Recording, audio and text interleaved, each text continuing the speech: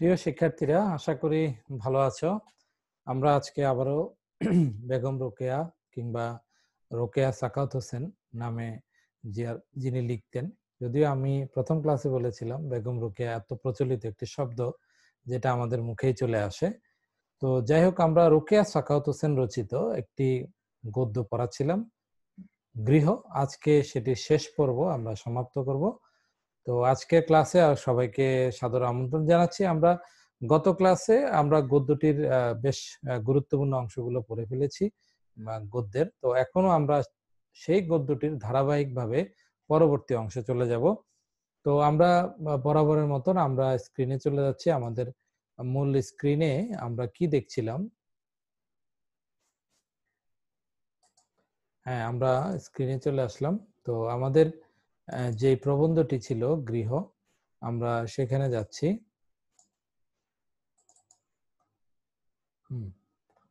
আমরা গত ক্লাস আমরা শেষ করেছিলাম একজন রানীর অবস্থা দিয়ে, যে রানী হয়েও তার কি দুরবস্থা। তো আজকে আমরা চলে যাব পরবর্তী অংশে। মোহাম্মদী আইন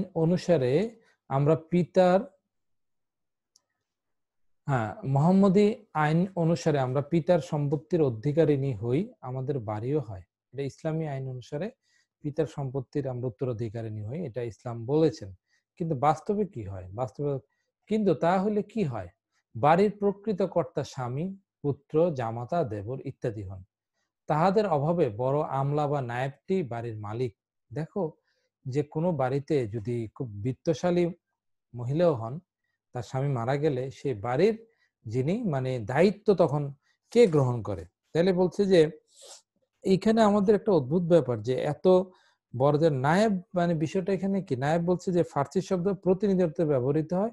জমিদারের ব্যবস্থায় নায়েবরা জমিদারের প্রতিনিধি হিসেবে কাজ করতেন, অর্থাৎ যিনি ছিলেন জমিদারের বেতনভুক্ত একজন কর্মকর্তা বা কর্মচারী, তিনি হয়ে গেলেন তখন সম্পত্তি বা বাড়ির মালিক। এটা বড় অদ্ভুত ব্যাপার যে বাস্তবে মেয়েদের অবস্থা কি হচ্ছে।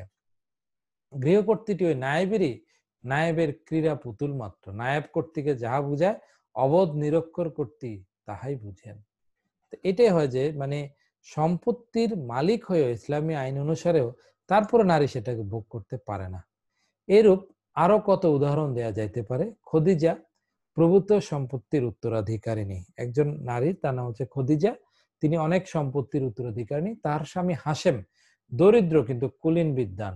তার স্বামী দরিদ্র কিন্তু শিক্ষিত লোক, উচ্চ বংশজাত শিক্ষিত। কিন্তু ঘটনাটা কি হচ্ছে, এই কুলীন বিদ্বানের ক্ষেত্রে কি হয়? হাশেম ছলে কৌশলে সমস্ত জমি জমা আত্মসাৎ করিয়া লইলেন। স্ত্রী সম্পত্তি সে দখল করে ফেলেছে। আচ্ছা, খুব ভালো কথা। খদিজার হাতে এক পয়সা নাই। দেখো, যেখানে খদিজা যিনি সম্পত্তির মূল মালিক, তার হাতে পয়সা নেই, তার স্বামী সব দখল করে ফেলেছে। খদিজার পৈতৃক বাড়িতে বসিয়েই হাশেম আরো 2-3টা বিবাহ করিয়া তাহাকে সতিনী জ্বালায় দগ্ধ করিতে লাগিলেন। কি অদ্ভুত ব্যাপার! দেখো, যে যার কিছুই নেই সে তার বউর স্ত্রী সম্পত্তি ভোগ করছে এবং তার বাড়িতে থাকছে, উল্টো আরো 2-3টা বিয়ে করছে। এরূপ না করিলে আর ক্ষমতাশালী পুলিশের বাহাদুরি কোথায়? পুরুষের বাহাদুরি কি?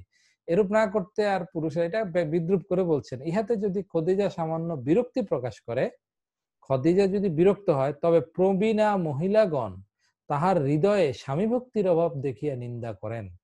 কিন্তু সে যদি তার স্বামীর প্রতি এটা নিয়ে বিরক্ত হন, তাহলে বয়স্ক মহিলারা তার এই স্বামী ভক্তির অভাব দেখে নিন্দা করে, বলে যে না, এটা খুবই খারাপ, তুমি তো স্বামীকে ভক্তি করো। অর্থাৎ স্বামী চাইলে 2-3টা বিয়েও করতে পারে, কিন্তু স্ত্রী সেটা কিছু বলা নেই। যদিও কত বিস্ময়কর, জায়গার মালিক হচ্ছে স্ত্রী, কিন্তু ভোগ করতে স্বামী, এবং সে উল্টো স্ত্রীর টাকায় সে আরো 2টা বউ, 2-3টা বিয়ে করে ফেলেছে।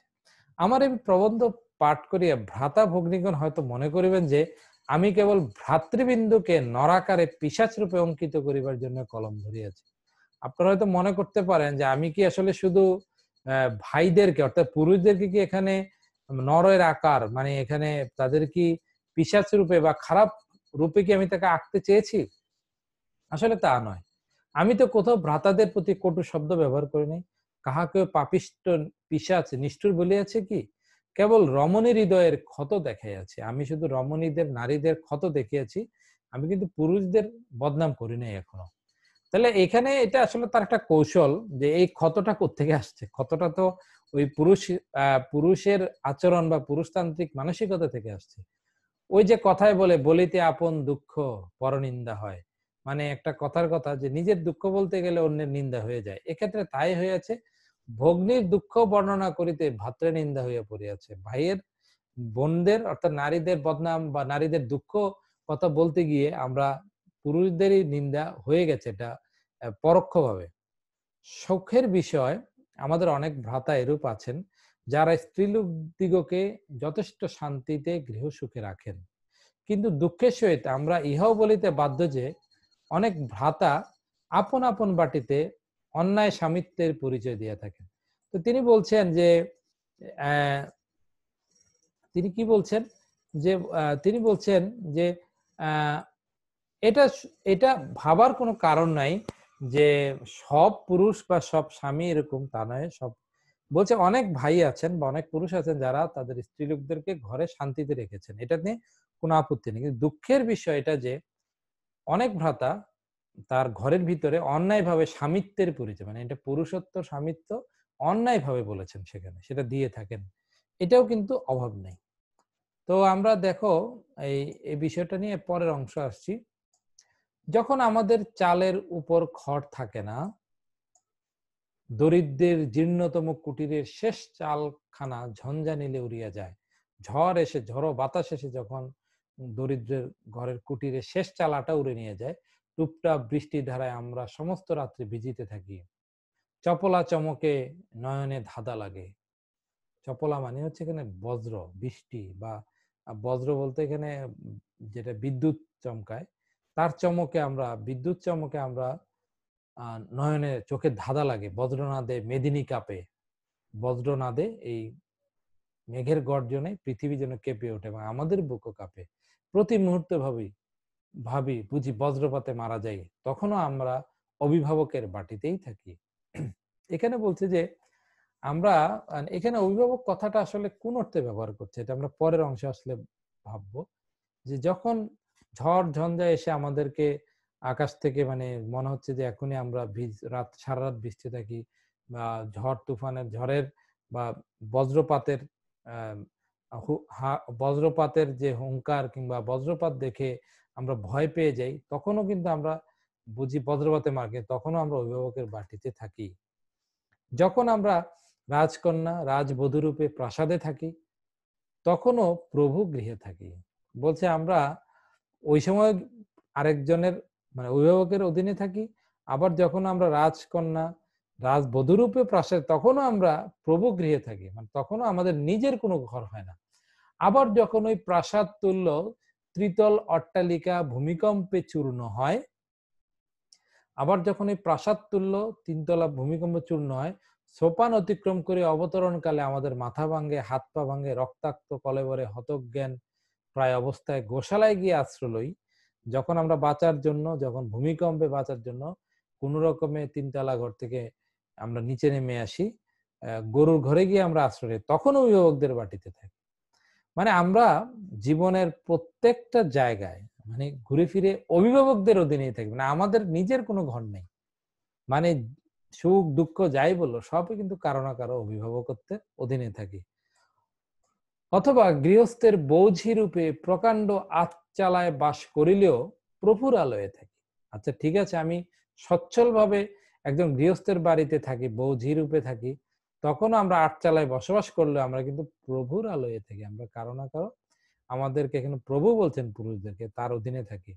আর যখন চৈত্র মাসে ঘোর অমানিশীথে প্রভুর বাটিতে দুষ্ট লোক কর্তৃক লঙ্কা কাণ্ডের অভিনয় হয়, সব জিনিসপত্র ঘরগুলি দাউ দাউ করে জ্বলিত থাকে, আমরা এক বসনে প্রাণটি হাতে করিয়া কোনো মতে দৌড়ে গিয়া দূরস্থিত একটা কুল গাছ তলে দাঁড়াইয়া কাঁপিতে থাকি, তখনও অভিভাবকদের বাটিতে থাকি।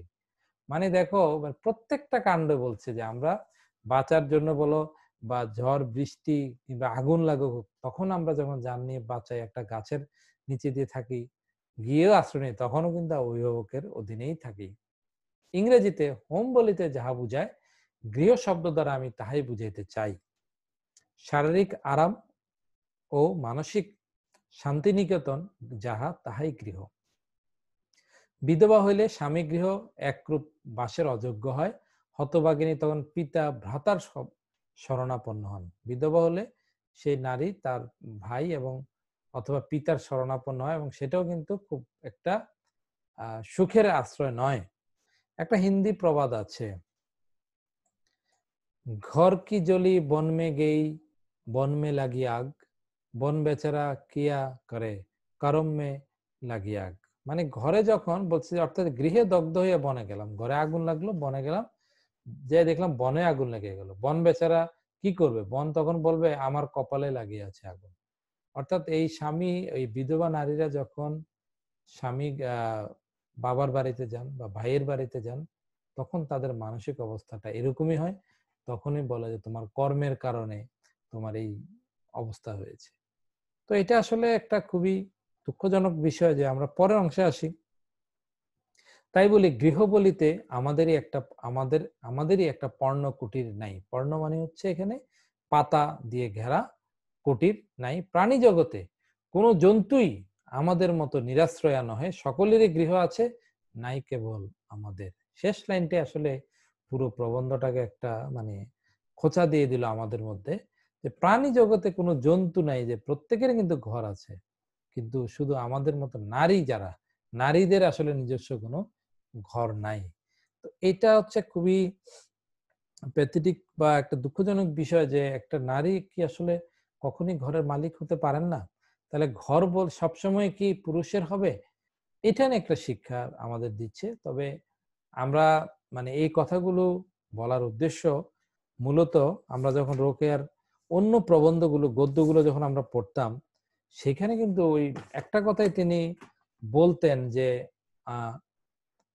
শিক্ষা হচ্ছে আসলে সবকিছুর মূল মানে উত্তরণের উপর। অর্থাৎ নারী যদি শিক্ষিত হতে পারে, তাহলে তিনি স্বাবলম্বী হন, এবং স্বাবলম্বী হওয়া মানে নিজের টাকায় তো নিজে ঘর করতে পারে, নিজের টাকায় নিজে বাড়ির মালিক হতে পারেন, সংসার সামলিয়েও তিনি সব করতে পারেন যদি তার আর্থিক সঙ্গতি থাকে। তো এক্ষেত্রে পুরুষদেরও মন মানসিকতা বদলের জন্য কিন্তু তিনি এই কথাগুলো বলেছেন, এবং বাস্তবে কিন্তু এটা হয়েছে। নারী কিন্তু আর ওই রোকেয়ার আমলের নারীর মতো নেই। নারী এখন অনেক স্বাধীন হয়েছে, অনেক স্বাবলম্বী হয়েছে। এখন উল্টোটাও হয়, নারীকেও, অনেক পুরুষকেও নারীর ঘরে থাকতে হয়। তো সেটাও মানে সমাজের একটা বদল হয়েছে। তো এই বদলটা করার জন্য শিক্ষা এখানে একটা বড় একটা ভূমিকা পালন করে থাকে। তো আমরা এই গদ্যটি আমরা এখানে শেষ করলাম। আমরা একটু পাঠ পরিচিতিতে যাই, বইয়ের মূল বক্তব্য বলতে বইতে কি বলেছে সেটা একটু বোঝানোর চেষ্টা করি।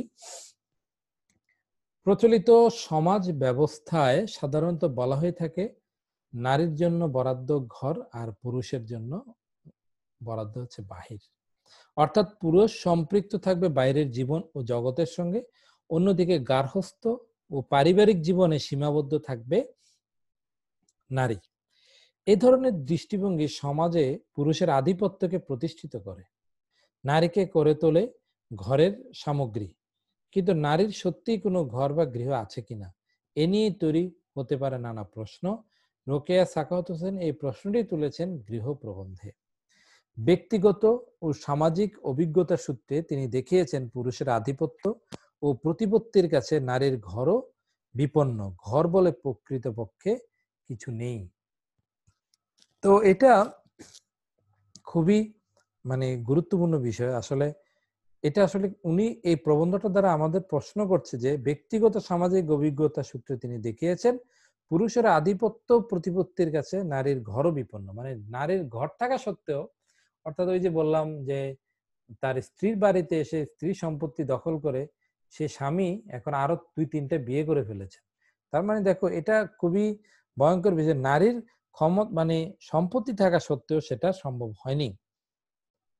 নারীর অর্থ সম্পত্তি ও জীবনযাপন প্রায় সবকিছুর প্রভাব বিস্তার করেছে পুরুষ। পারিবারিকভাবে প্রাপ্ত সম্পদ ও সম্পত্তিও দখল করে নিয়েছে পুরুষ। প্রবন্ধটিতে বেশ কিছু ঘটনা বিশ্লেষণ করে রোকেয়া দেখিয়েছেন পুরুষের নিয়ন্ত্রণ ও অভিভাবকত্বে নিজস্ব গৃহের আনন্দ ও অনুভূতি থেকে নারী প্রবলভাবে বঞ্চিত। তাহলে নারী যদি মানে নিজের ঘরেরই স্বাদ না পায়, তাহলে তো নারী তো মানুষ হিসেবে পূর্ণাঙ্গ নয়।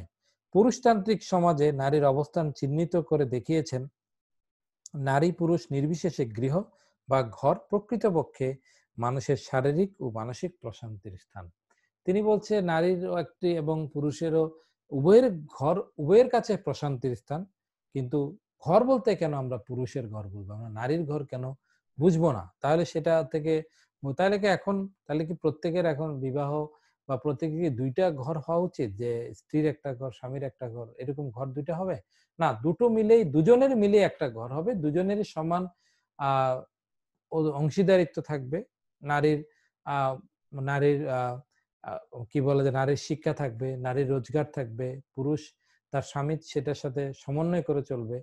এতে করে তখন উভয়ের যখন প্রতিষ্ঠা থাকবে, উভয়ে মিলেই যখন একটা সংসার প্রতিষ্ঠা করতে হবে, তখনই নারী তার নিজের জায়গায় যোগ্য সম্মানিত হবে এবং নারী মানুষ হিসেবে সম্মানিত হবে। এবং নারী সম্মানিত হলে আমরা বুঝতে পারি যে একটা সমাজের, বিশেষ করে উম, আমাদের সমাজে একটি আদর্শ সমাজ হবে যখন নারী তার নিজের অধিকারটুকু বুঝে পাবে। তো আমরা নারী জাগরণ কথাগুলো কেন আসছে, আসলে নারী তো মানব সমাজের বাইরের কেউ নয়, সে তো সমাজের অর্ধেক অংশ। তাহলে অর্ধেক অংশকে তুমি দমিয়ে রেখে কখনোই পুরো অংশ কখনোই শিক্ষিত বা সামনের দিকে এগিয়ে যেতে পারে না। তাই নারীরও ঘর দরকার। নারীর সে ঘর হবে নিজের আয় রোজগার, নিজের সম্মান দিয়ে থাকার মতন একটি ঘর, এবং সে যেন মানে শুধুমাত্র নারী হয়েছে বলে সে যেন সারা জীবন শুধু অভিভাবকত্বের নাম দিয়ে যেন অন্যের অধীন না থাকে। তাই নারীকে প্রতিষ্ঠিত হতে হবে এভাবে যে নারী যেন নিজেকে এভাবে প্রতিষ্ঠা করে যে আমার ভবিষ্যতে যেন আমার নিজেরই একটা ঘর হয়। আমি মানে আমি নির্বিচারে বা নির্দ্বিধায় আমার পুরুষ বা সঙ্গিনীর ঘরটিকে নিজের ঘর মেনে নেব, এটা যেন না হয়। তাহলে আর নারীর পড়াশোনা শিক্ষার তো কোনো প্রয়োজন নেই। আমরা অনেকেই বলে যে নারী শিক্ষা করে কি লাভ, যেহেতু স্বামীর ঘর করবে। তো এখানে বলে স্বামীর ঘর করুক আর নাই করুক, এই জায়গায় তাকে যদি প্রতিষ্ঠিত হতে পারে তাহলে উভয়েরই একটি ঘর হবে এবং সেই ঘরটি অবশ্যই মজবুত ঘর হবে। তো আমরা আশা করি এই প্রবন্ধটি বুঝাতে পেরেছি। এবং তোমরা আমি শুরুতে বলেছিলাম যে প্রবন্ধগুলো একবার করে ক্লাস করছো, একটু মন দিয়ে পড়ো। পরবর্তীতে এই প্রবন্ধগুলো যখন আমাদের কখনো দেখা হবে, আবার যখন পড়াবো, তখন তোমাদের ভালো লাগবে এবং আরো ভালো করে বুঝতে পারবা। এবং রোকেয়া সম্পর্কিত অনেক তথ্য তোমরা পাবে, অনলাইন ইউটিউব সার্চ করলেই পাবে। তো আজকে আমরা রোকেয়া সম্পর্কিত তথ্যগুলো নিয়ে লিখিত বা রোকেয়া লিখিত এই গৃহ প্রবন্ধটি এখানে শেষ করলাম। আশা করি সবাই ভালো থাকবে। আমরা পরবর্তী ক্লাসে নতুন আরেকটি টপিকস নিয়ে তোমাদের সঙ্গে আবার দেখা হবে। সে পর্যন্ত সবাই ভালো থেকো, সুস্থ থেকো। সবাইকে ধন্যবাদ।